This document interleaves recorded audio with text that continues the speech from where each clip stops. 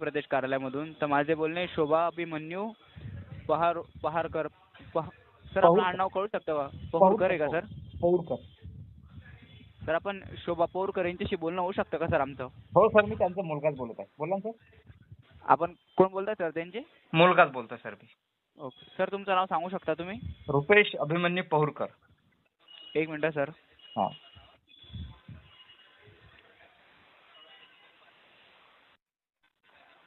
Sir Modi सरकारच्या योजनांबद्दल आपला अभिप्राय पक्षासाठी खूप महत्त्वाचा आहे सर. तुम्हाला किंवा कुटुंबातील इतर कोणाला प्रधानमंत्री उज्ज्वला योजनेचा लाभ मिळाला आहे का सर? हो, मिळालाय सर. सर मग तुम्हाला जाणून आनंद होईल की मोदी सरकारने सुरू केलेल्या प्रधानमंत्री उज्ज्वला योजनेअंतर्गत आतापर्यंत 10 कोटी महिलांना लाभ झालाय. मोदीजींनी गॅस सिलेंडरची किंमत 900 रुपयांवरून 600 रुपयापर्यंत कमी केल्याने आता उज्ज्वला योजनेअंतर्गत गॅस सिलेंडर आपल्याला 600 रुपयाला मिळणार सर. तर लोकसभा निवडणुकीमध्ये आपण भाजपाला पाठिंबा द्याल का सर? हो, 100% सर.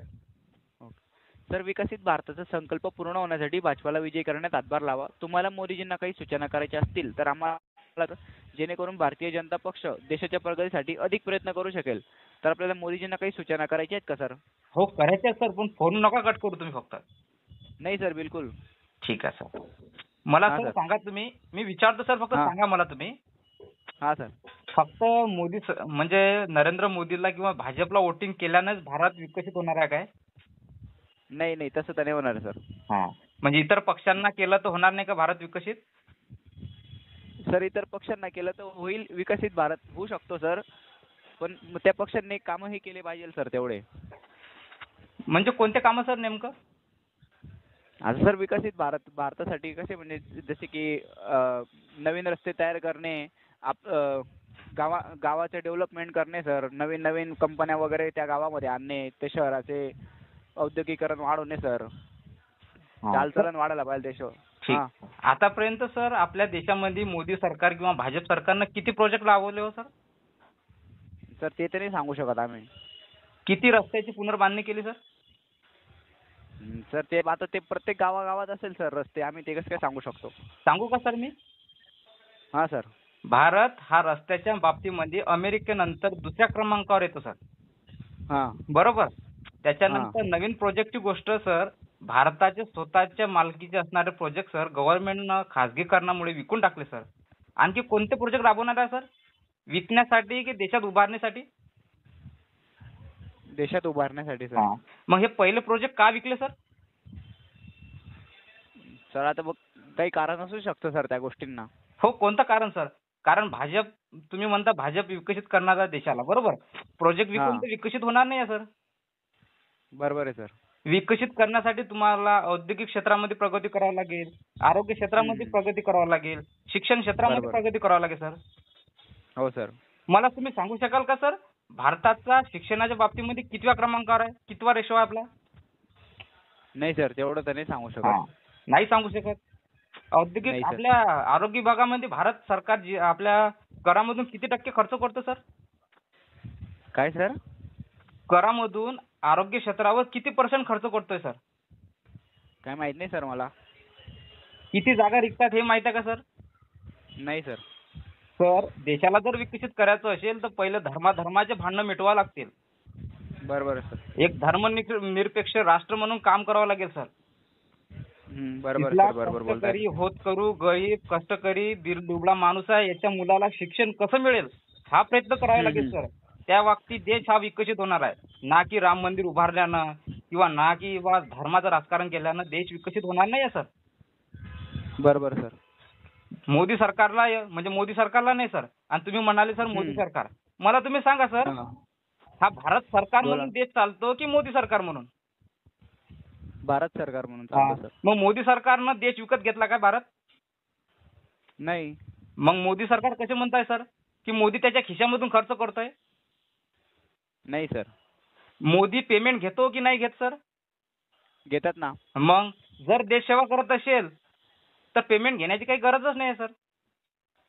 बरोबर सर. बरोबर. नोकरी करत असेल तर पात्रता काय आहे त्यांच्याजवळ ते सांगावं. म्हणजे माझं म्हणणं एकच आहे सर, इथला होतकरू, गरीब, कष्टकरी वर्गाच्या मुलाला, त्या माणसाला रोजगार नाही सर. रोजगार नसल्यामुळे त्याच्या मुलाला तो शिकू शकत नाही सर. 20,000 शाळा का बंद केल्या सर आपल्या गव्हर्नमेंटनं? किती सर? 20,000 शाळा का बरं बंद केल्या सरकारी? सांगू नाही शकत सर ते. मग विकसित भारत कसं काय होणार आहे सर? शाळा तुम्ही बंद करू राहिलाय, ज्याच्यामध्ये गोरगरीब कष्टकरी लोकांचा मुलगा शिकत आहे ते शाळा तुम्ही बंद करताय. त्याच्या कामाला हाताला काम नाही सर, आणि तुम्ही विकसित भारतची संकल्पना म्हणताय सर. कसं काय होणार आहे विकसित सर? बरोबर आहे सर. हा, माझं म्हणणं एकच आहे की धर्माचा विचार न करता प्रत्येक माणसाला रोजगार मिळाला पाहिजे. प्रत्येक माणसाच्या मुलाला चांगलं शिक्षण मिळालंच पाहिजे, ना की कॉन्व्हेंटचं. तिसरी गोष्ट अशी की ज्यांच्याजवळ रोजगार नाही सर, तुम्ही सांगा ते प्रायव्हेटमध्ये त्याच्या मुलांचा किंवा स्वतःचा इलाज करणार आहेत का सर? प्रायव्हेट मोठमोठ्या हॉस्पिटल, मग सरकारीमध्ये का सुविधा उपलब्ध करून देत नाही? विकसित भारत करायचं असेल तर या 3 गोष्टी तुम्हाला द्यावाच लागेल. हा सर, बरोबर बोलताय तुम्ही. हा, आणि दुसरी लोकशाहीच्या हिशोबाने किंवा भारतीय संविधान म्हणते कोणी तुम्ही एका पक्षाचा अजेंडा विकसित करू शकत नाही. हा त्याचा स्वतंत्र अधिकार आहे, कोण्या पक्षाला वोटिंग करेल नाही करेल. मोदी सरकारला वोटिंग केल्यानं भारत विकसित होईल हे होणेच नाही, किंवा काँग्रेसला वोटिंग केल्याने विकसित होणार नाही. विकसित होण्यासाठी लोक पहिले मजबूत करावे लागतील. बरोबर सर. हे माझं म्हणणं आहे सर. हो सर, आम्ही तुमचं म्हणणं जरूर केंद्रापर्यंत पोहोचवू सर. माझा द्वेष नाहीये सर, मला लोकशाहीनं दिलेला अधिकार आहे. 19 नुसार माझा अधिकार आहे विचार स्वातंत्र्य करण्याचा. हो सर, बरोबर बोलताय तुम्ही. माझं म्हणणं आहे सरांना सर की लोकांना शिक्षण कसं मिळेल, त्यांना आरोग्य सुविधा कशा भेटतील, रोजगार कसा मिळेल, ह्या गोष्टी जर तुम्ही दिल्या तर देश विकसित होणार. बरोबर सर, बरोबर आहे. राम मंदिरावरती माझं धर्मावर बोलण्याचं काम नाही, पण मी बोलतो सर. कारण राम मंदिरावर एवढा रुपये खर्च केल्याने मला सांगा सर, विदेश एवढा मोठा विकसित झालं, अमेरिका सारखं, जपान सारखं, कशाच्या बाबतीमध्ये विकसित झालं सर? कशाच्या सर? शिक्षणामुळे झालं ना प्रगत. याच्यामध्ये सर तुम्ही कॉन्व्हेंट सारख्या संस्था तुम्ही उभारतात, मंत्र्याच्याच कॉन्व्हेंट इतके सांगू शकत नाही आपण. बाप शिक्षण मंत्री त्याचा पोरगा बाप शिक्षण मंत्री, शिक्षण मंत्र्याच्या नावानं लाखो शाळा. हे कशामुळे सर? काय नेमकं अजेंडा काय आहे सर मोदी सरकारचा? सर ते नाही सांगू शकणार सर आम्ही तुम्हाला. माझं म्हणणं एकच आहे सर, कमीत कमी त्या गोष्टी जर सांगू शकत नाही तर सर त्या गोष्टीचा पुरस्कार करणंही आपलं चुकीचं आहे. कारण सर मी जर प्रश्न विचारत असेल तर त्या प्रश्नाची उत्तरे दिल्याच गेली पाहिजे तुमच्याच्याने. बरोबर सर, बरोबर. पण कसं आहे सर, भारतीय लोकशाहीनं, भारतीय संविधानाने दिलेला तुम्हाला मला अधिकार आहे सर. हा सर. कारण देशाला जर विकसित करायचं असेल तर आपली लोकशाही प्रबळ करावं लागेल सर, ना की धर्माच्या बाबतीमध्ये.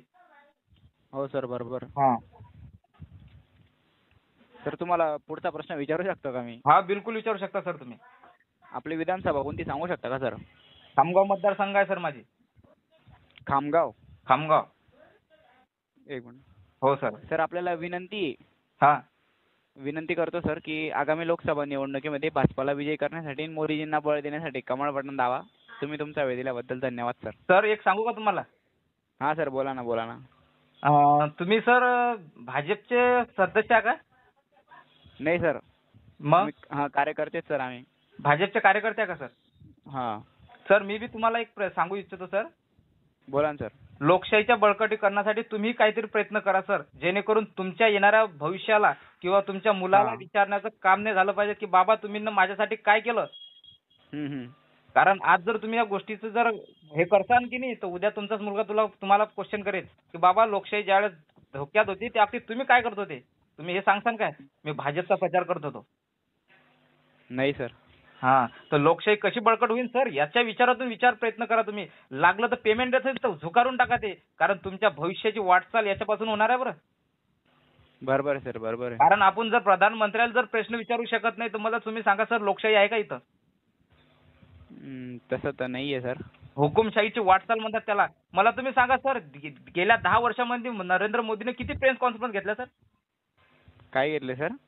किती प्रेस कॉन्फरन्स घेतल्या? प्रेस कॉन्फरन्स ते नाही सांगू शकत सर. सर मोदी सरकार मन की बात करते पण जन की बात नाही करत सर. जन की बात कोण करेल? जन की बात करायला गेलो तर त्याला एनआय सारखे कायदे त्याच्यावर लावले जातात, युपीए सारखे कायदे लावले जातात सर. मी लोकशाही बळकट आहे का सर? बरोबर आहे सर.